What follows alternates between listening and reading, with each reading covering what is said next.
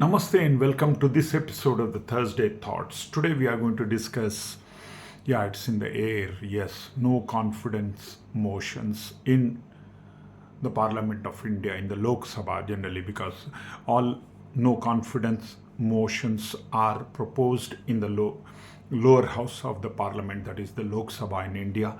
And the recently concluded one is a stark reminder of the past, that our politicians have come to the lowest ebb in the discourse, in the public discourse, or even in the Parliament House discourse.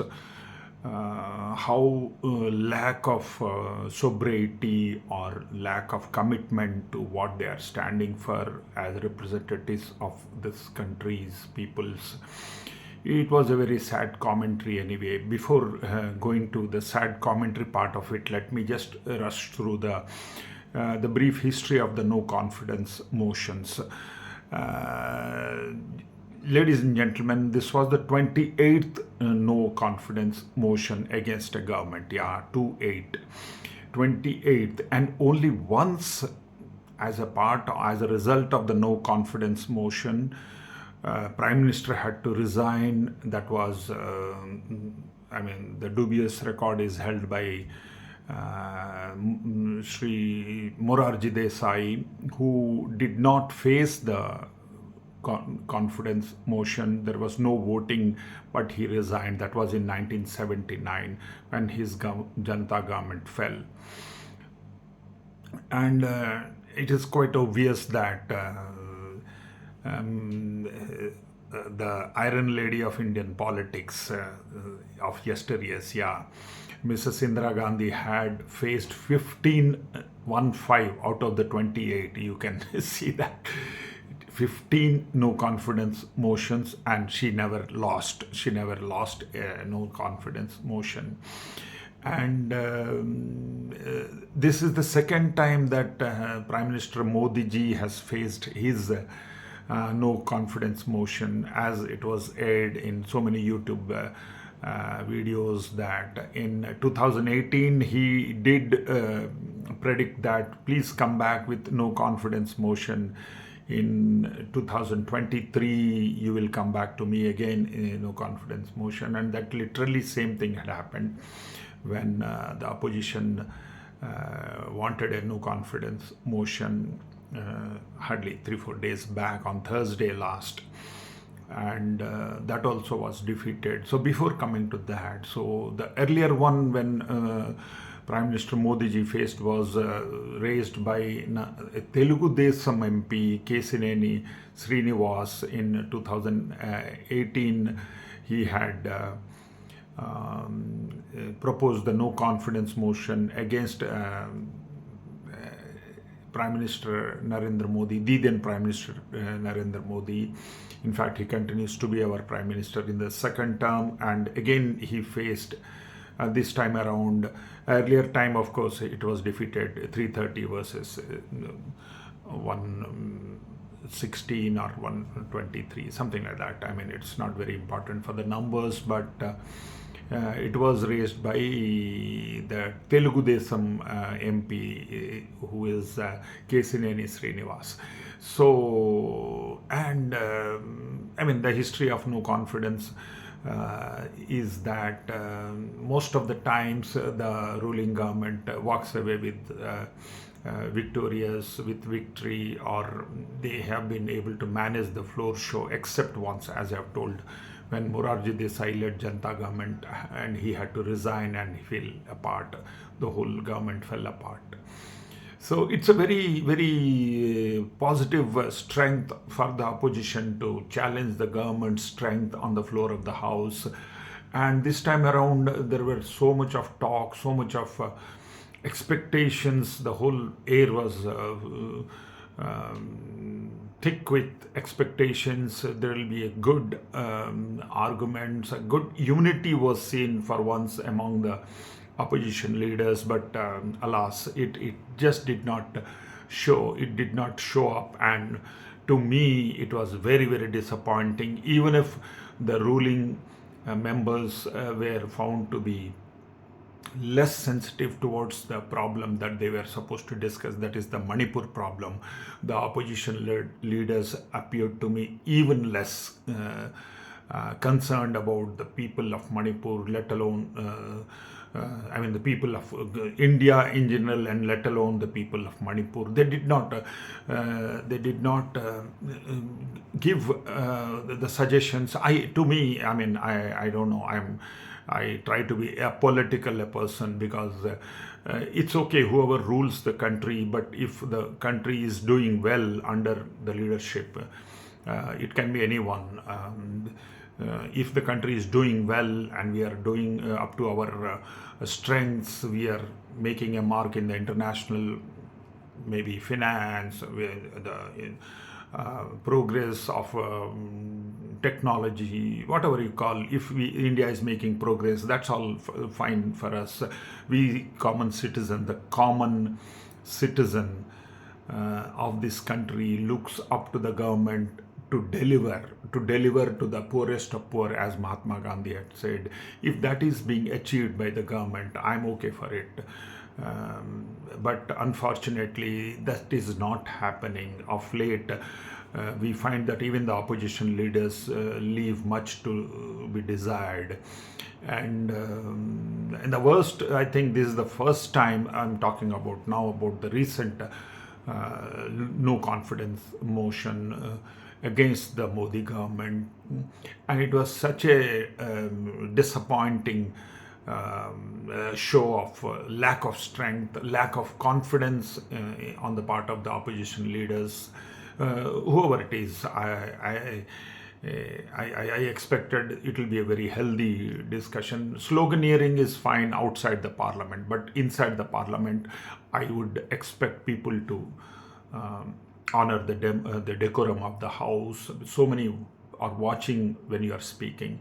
So decency in talking, all these are required. Common, whatever been reiterated by the leader, the Lok Sabha Speaker, Sri Om Birla ji, or the Rajya Sabha Speaker,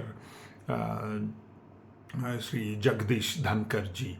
But unfortunately, I felt we could have expected, or we could have got a better show from each of our MPs who spoke, be it be from may it be from the opposition parties, or even the government representatives or the ministers, whoever spoke on the occasion, 3 days occasion, 8th, 9th and 10th of August 2023.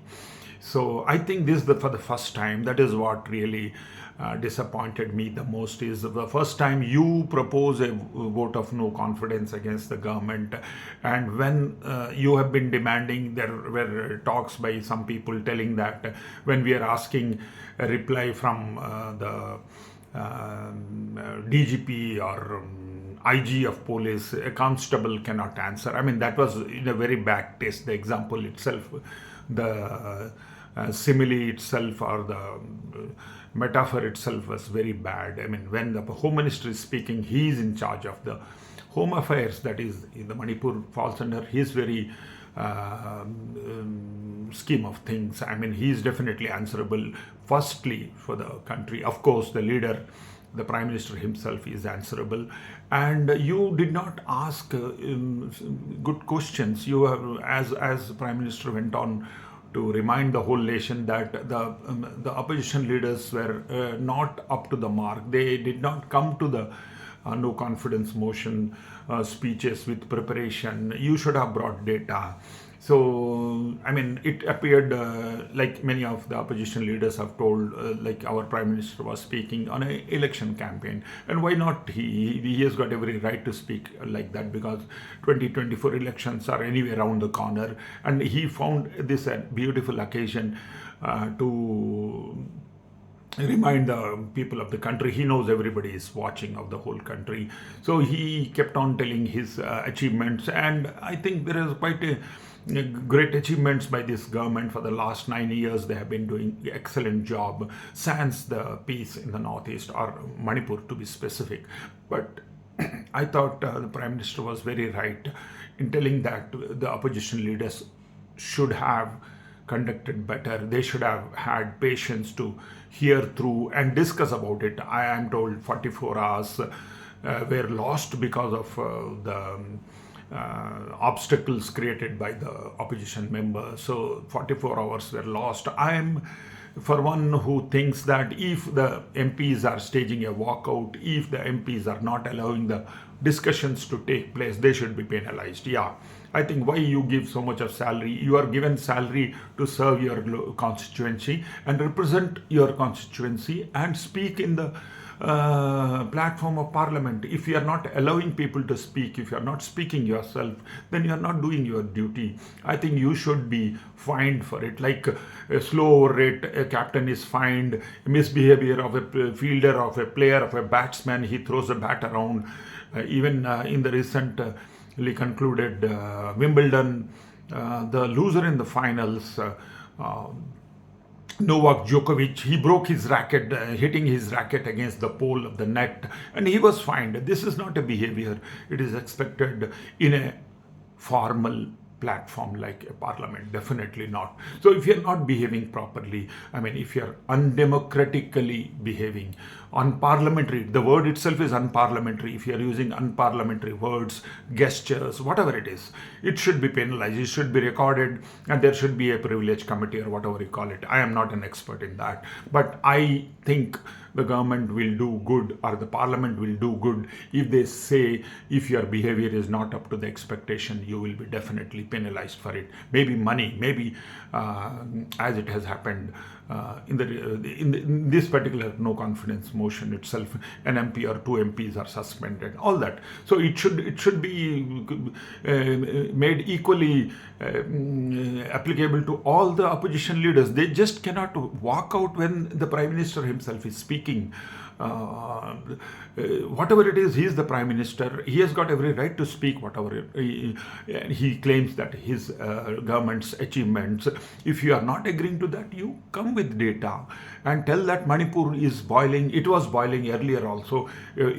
As the Prime Minister has told, as we go through the history, we come to know that this is a creation of the last 70, 80 years of misrule or mismanagement of the borders.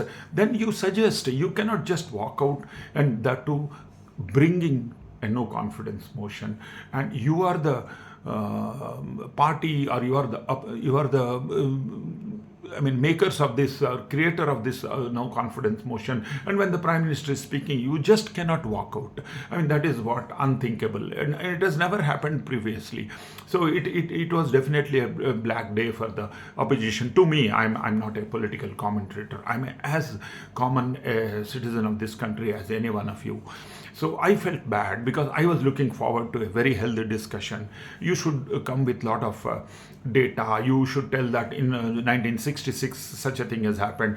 And to me it surprises even, in fact, to me the best speaker, the most meaningful speech in the whole 3 days session was, I think, from the Home Minister. Kudos to our Home Minister, Shri Amit Shah ji. He was speaking meaningfully, and he was telling what all actions have been initiated by the government. He was speaking, he is not in favor of asking the Chief Minister, Mr. Biren Singh, to resign because he has been cooperating. I mean, it all was well within the framework of the constitution, framework of the rules and regulations.